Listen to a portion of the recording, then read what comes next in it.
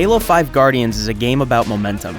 It's fueled by new ideas and propelled by some of the boldest changes to this storied franchise yet.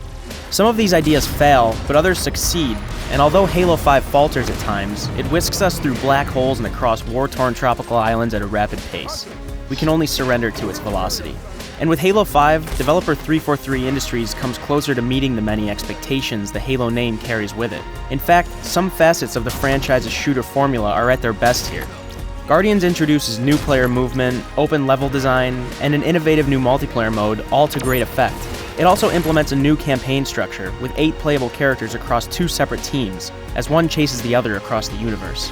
On the one hand, you have Blue Team, comprising the Chief and 3 of his oldest Spartan comrades. On the other, you have Team Osiris, 4 soldiers new to the Spartan program, still learning each other's idiosyncrasies. The Spartans' relationships unfold across what amounts to an extended chase sequence. The Master Chief is suspected of war crimes, so Locke and his team are ordered to bring him in. It's a bold thing, turning the face of your franchise into a possible villain, and it sets the stage for what could be an intriguing character study. Sadly, though, it never delivers. Halo 5 pulls us through this chase as it tries to tell a story about responsibility, the nature of artificial intelligence, and the fall of one's idols. But while there might be a compelling story to tell here, 343 doesn't make use of the opportunities before it. Cutscenes fade to black before they feel finished, character motivations shift on a whim. Halo 5 Guardians spans several beautiful worlds, with chromatic mushroom fields and labyrinthine cave networks, but I seldom knew why I was there. There are also combat-free environments in Halo 5's campaign, in which you explore small, self-contained areas before embarking on the next mission. There are also audio logs that, at their best, add backstory to Halo 5's world. At their worst, though, they don't fit. They're added weight to an already disjointed plot. The exploration-based areas and diary entries only serve to slow down the otherwise steady sprint through Halo 5's worlds. But in the end, my frustration with the campaign's narrative was offset by how good the gameplay feels. 343 has added several abilities to the usual Spartan skill set, granting new options to the already tight controls. You can ground pound unsuspecting enemies from above, you can dash to one side to avoid that rocket barreling past your team. Now more than ever, I actually feel like a super soldier. That 343 has introduced these drastic changes to the formula, while still maintaining that responsive Halo feel, is admirable. As a Halo veteran, this feels like I remember, but also adds another layer of nuance to my muscle memory. Halo 5 also features open-ended mission layouts, gone are the linear pathways of the series past. These new environments function more as arenas, with varying elevations and avenues of approach. There are also hidden weapon stashes and vehicle depots, and if you don't mind the erratic narrative, these missions are worth replaying just to see them unfold differently a second time.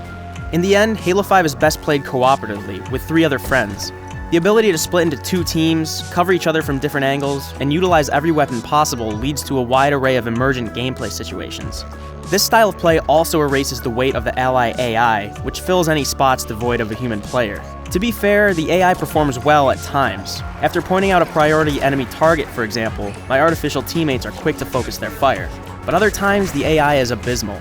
Halo 5 grants you a second chance before forcing a respawn, allowing your teammates to revive your dying character. But without a human touch, this situation devolves into a train of suicide missions as the AI rushes into certain death, one by one. But that's the campaign. Now, there's the multiplayer. And here, Halo 5 excels. In fact, this is the best shape Halo's multiplayer has ever taken. The classic Halo playlists, such as Slayer, Capture the Flag, and fan favorite SWAT, all eschew the modern multiplayer progression system introduced with Halo 4. Now, instead of earning new weapon options a la Call of Duty, Halo 5 returns to form with universal weapon loadouts, and by scattering power weapons throughout each map, delivers a welcome departure from the tedious unlock system of its predecessor.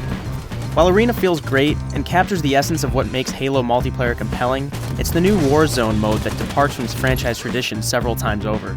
It takes inspiration from the MOBA genre, combining player versus player tactics with player versus environment combat, and it's one of the best new ideas in not just this series, but the shooter genre in general. Warzone spans huge maps, from lush jungles to barren Arctic landscapes. Each team has a plethora of options laid out before it, from capturing neutral zones, to killing enemy players, to defeating AI combatants. Matches are won by accruing points, and each kill, each zone capture, each slain mini-boss contributes to that total. Teams must choose where to strike and when to do so. Warzone is brilliant because, as with the rest of Halo 5, there is momentum here, but this is a force that shifts from side to side within each match. Warzone isn't so much about consistency, it's about adaptability, and the team that can roll with the punches and punch back at the right moments will have the upper hand. After ranking up and achieving certain accolades through Halo 5's multiplayer modes, you'll earn requisition points.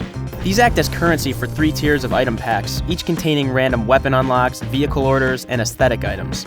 And although they're random, they still succeed in changing the way you play based on the equipment available. By gaining energy throughout each match, you burn through cards, thereby granting weapons and vehicles to aid in the battle. These can turn the tide of certain skirmishes, allowing you to defeat certain bosses or take certain capture zones when others can't. The requisition system is a welcome departure from Halo 4's progression system, and I think it might be the thing to keep me coming back weeks after Halo 5 releases. In some ways, Halo 5 is the boldest Halo yet. The franchise's multiplayer is at its peak, with well-designed maps and balanced player combat. But then there's the campaign, which introduces fluid new movement and open level design, yet it can't tell a dynamic story to match. There are signs of a phenomenal shooter here, but certain narrative aspects feel underdeveloped, and they hold the franchise's newest sequel back from true excellence. Like Spartan Locke and his team, 343 is chasing after something bigger than itself, and with Halo 5 Guardians, it comes close. Now, if only it could reach out its arm and take hold.